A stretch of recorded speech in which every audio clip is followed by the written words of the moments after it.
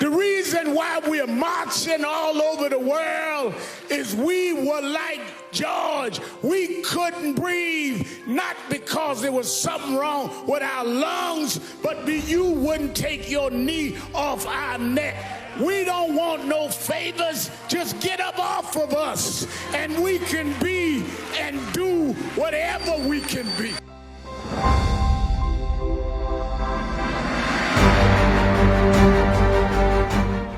George Floyd's story has been the story of black folks, because ever since 401 years ago, the reason we could never be who we wanted and dreamed to be in is you kept your knee on our neck.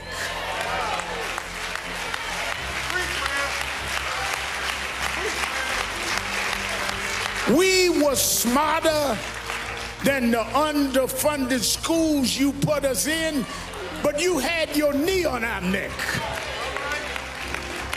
We could run corporations and not hustle in the street, but you had your knee on our neck.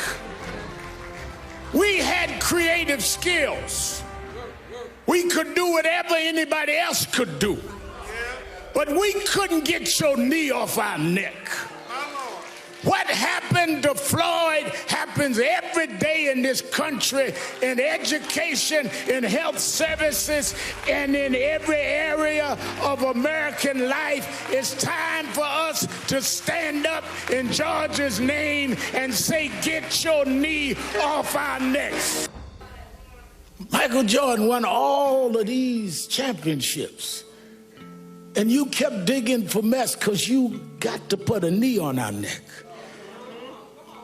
White housewives would run home to see a black woman on TV named Oprah Winfrey, and you mess with her because you just can't take your knee off our neck. Man comes out of a single-parent home, educates himself, and rises up and becomes the president of the United States. And you ask him for his birth certificate, because you can't take your knee off our neck. The reason why we're marching all over the world is we were like George. We couldn't breathe, not because there was something wrong with our lungs, but you wouldn't take your knee off our neck. We don't want no favors. Just get up off of us, and we can be and do whatever we can be. There have been protests all over the world.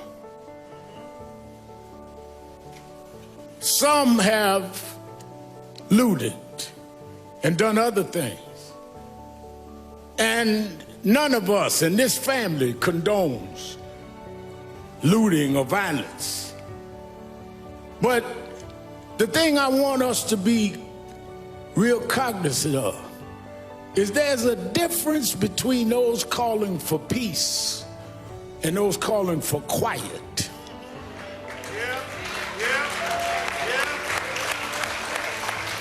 Some of y'all don't want peace. You just want quiet. You just want us to shut up and suffer in silence. The overwhelming majority of the people marching wasn't breaking windows. They were trying to break barriers. They wasn't trying to steal nothing. They were trying to get back the justice you stole from us. Those that broke the law should pay for whatever law they broke, but so should the 4 policemen that caused this funeral today.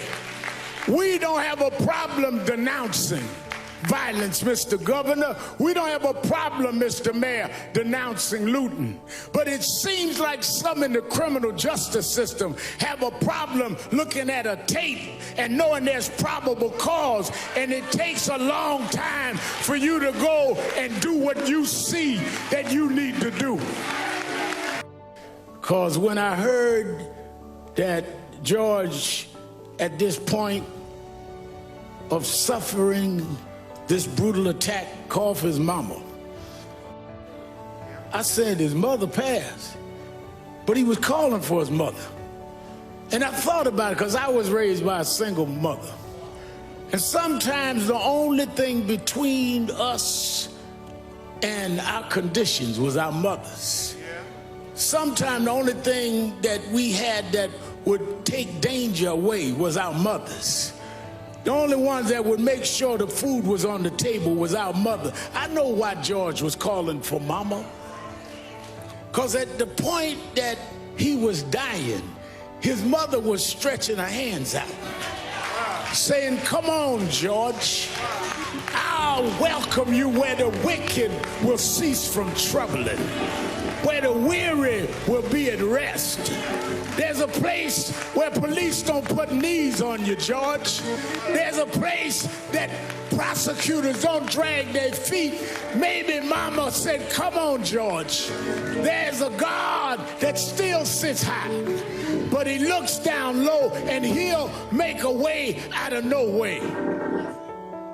This God is still on the throne.